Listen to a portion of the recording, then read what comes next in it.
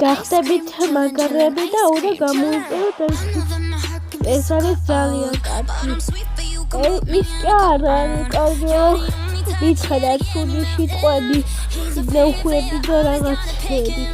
შეგვიძლია დააკომენტაროთ მეყვახარ და მომწონს თქვენი კარამელა ქალბატონო.